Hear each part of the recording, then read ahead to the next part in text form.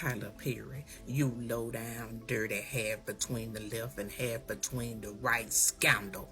You heard what I said, you scandalous and you dirty. I just want to go on record and tell you, you ain't nothing but a... Tyler Perry is gay.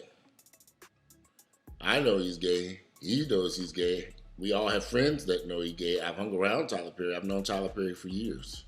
Hold up. Has Tyler Perry really been stealing from other people and forcing young actors in the industry to get freaky with him for movie roles?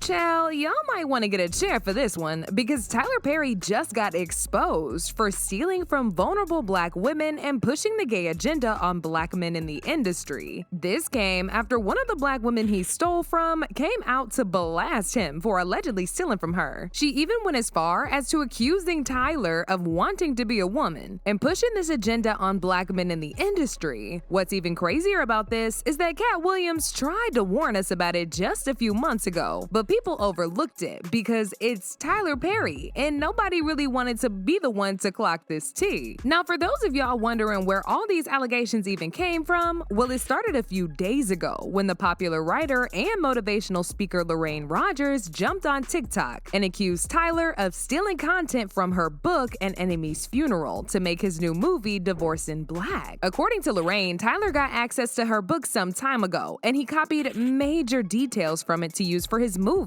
She said everything that happened in the movie is exactly like what she wrote, and that Tyler definitely did some sneaky stuff behind the scenes to turn her book into a movie without giving her credit. She said this is something that Tyler's been doing to a lot of her colleagues for years, but nobody's called him out on it because they know nobody will take them seriously or even believe them at all.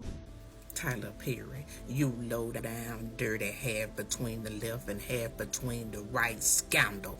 You heard what I said, you scandalous and you dirty. I just want to go on record and tell you, you ain't nothing but a thief. With your wanna be a woman and put on breasts and act like a woman and do things a woman. Cause I know you stole my stuff from this book and put it up in that movie, Divorce in the Black. I know you did. You ain't nothing but a thief. All you do is steal folks' ideas.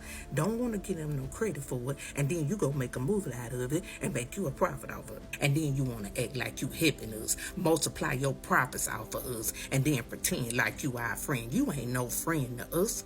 We tired of you profiting off of us and stealing our ideas. I know you been in my book. You been in my book because I can name stuff from the time that funeral started to the time that funeral ended. I know you read my book when I sent it to you and you sent it back. I know you read it. I know you did. Now all of a sudden you gonna wait all these years like, oh, I'm gonna let time pass by and she ain't gonna know it. Baby, I don't read the scriptures.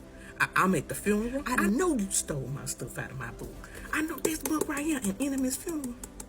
An Enemy's Funeral. I know you stole my stuff out of my book. And then you gonna make a movie. Now, when Lorraine made these claims, people did not doubt her for 1 second, and they immediately got to dragging Tyler, because this ain't the first time he's been called out for stealing from black women and trying to silence them. He was first accused of being a thief back in 2007, when a woman named Donna West accused him of stealing the script for his hit movie, Diary of a Mad Black Woman, from her play, Fantasy of a Black Woman. Donna released her book in the 90s, and it was even made into a stage play not once, not twice, but 3 times. She said Tyler saw one of those plays and stole the ideas from it for his movie. Now, Tyler somehow managed to get himself out of this lawsuit, but Donna's lawyers did not let up, and they read Tyler for filth in this interview where they said, "Obviously, we're very disappointed. We thought we'd made our case. I believe we conclusively demonstrated that Mr. Perry had access to Miss West's work, that there were striking similarities between her work and his work. Now fast forward to 2012, he got dragged to court again for being a thief when author Terry Donald accused him of stealing the storyline of her book, Bad Apples Can Be Good Fruit, to turn into the making of his film, Good Deeds. She said she had sent her book to Tyler a few years ago to review it, but he never reached out to her. Next thing she knew, he made a movie about the book and didn't even bother to credit her. As usual, Tyler used his connections to get himself out of the situation as well, but it didn't take long for him to get slapped with another lawsuit. In 2014, he got sued again by another woman, Lisa Daniels, who claimed he exploited her and made her write the script for his hit play, Madea Gets a Job, without paying her. In an exclusive interview with Radar Online, she said, "I was the sole creator of a literary piece, Madea Gets the Job, and this literary piece was featured in the form of a Tyler Perry play. This play had the same title that my play had, and the play had similar themes as my play." And in 2020, he got sued again for copyright infringement by the estate of deceased gospel singer Bertha James. According to TMZ, Tyler used a verse from her 1950 hit song, When I Think of the Goodness of Jesus, in his hit film Madea Goes to Jail without permission, and never bothered to give credit or reach out to the family. So as y'all can see, the stealing allegations against Tyler have been building up for a while now, and it's finally catching up to him. But see, that's not the only thing Lorraine accused him of. Lorraine accused Tyler of cosplaying as a black woman in his movies and using his movies as a gateway to live out his fantasies of being a woman. This is actually what people have been accusing him of for years now. But the fact that Lorraine also brought it up in her rant made people suspect if Tyler's secretly gay. Tyler Perry, since you're looking for some ideas,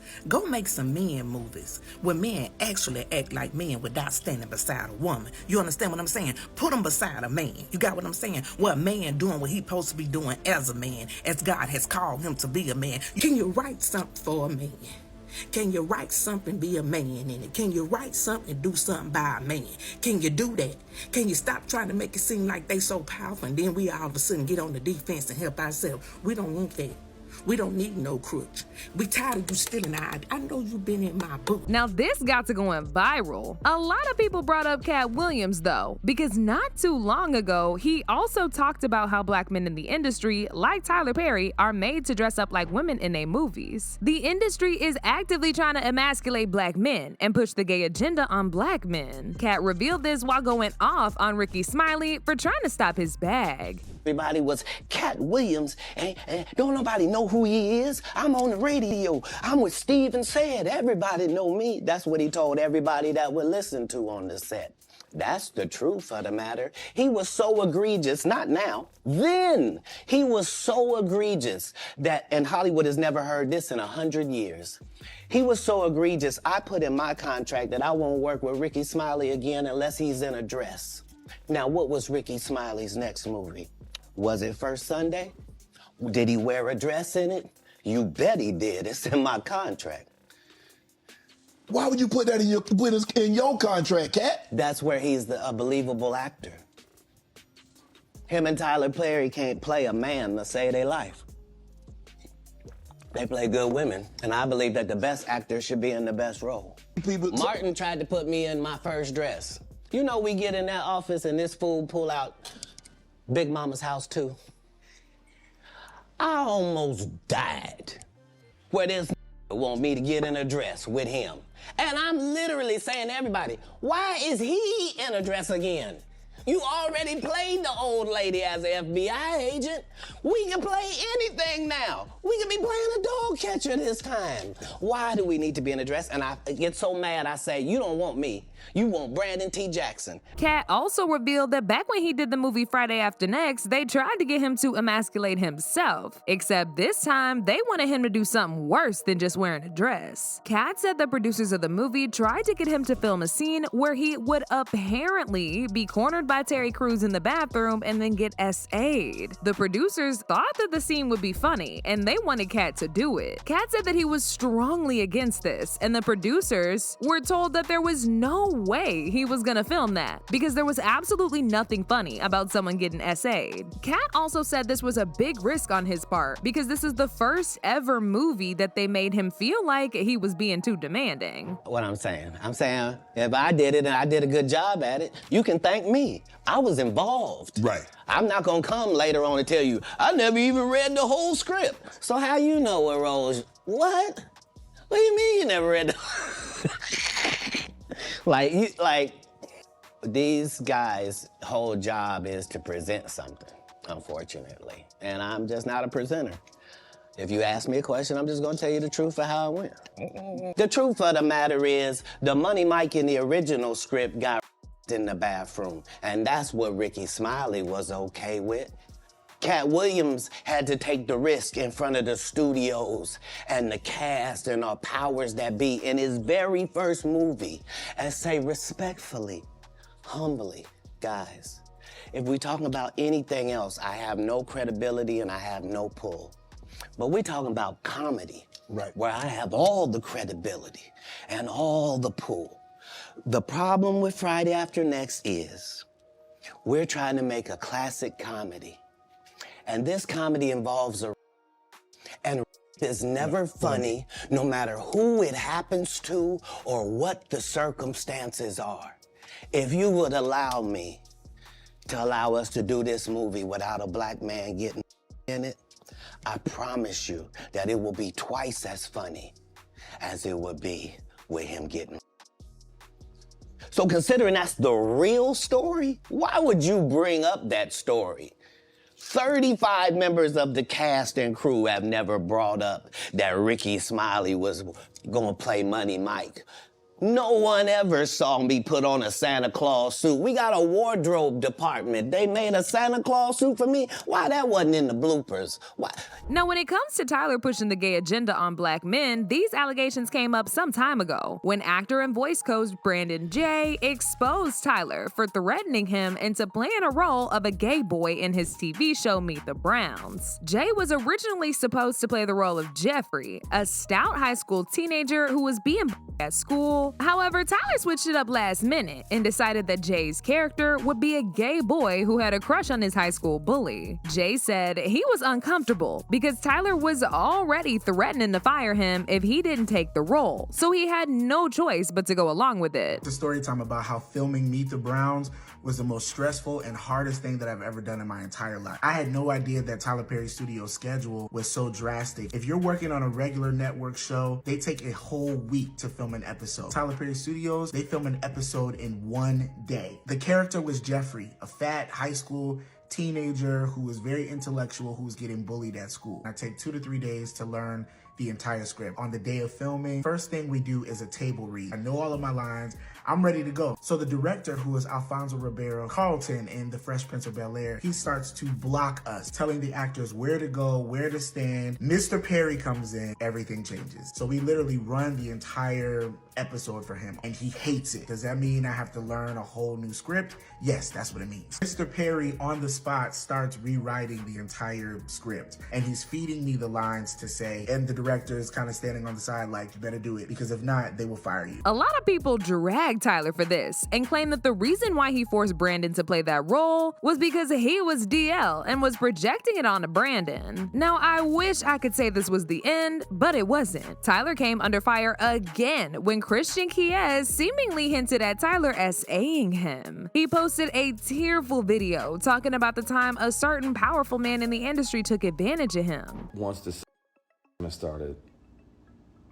I was like, well, I gotta protect me because I'm saying no, and I don't want this person, as powerful as they are, to try to get in the way of my work. So I started recording. So I have them offering me money. He was claiming, that he had multiple young black men on the payroll and they just had to show up when he was. Even though Christian didn't explicitly mention Tyler, most people believe it's him because Christian has a long working history with Tyler dating all the way back to 2005, when he appeared in Tyler's film Diary of a Mad Black Woman and most recently in Tyler's TV show All the Queen's Men. So as y'all can see, Tyler has been doing a lot, and it looks like everything Lorraine said is exactly what people needed to finally wake up and call that man out. But now I want to know your thoughts. What do y'all think about Tyler Perry getting exposed for being a thief and stealing from black women? And do y'all really think he DL? Y'all been knew what to do? Let me know your thoughts in the comment section down below. And don't forget to click here to watch this other very messy video.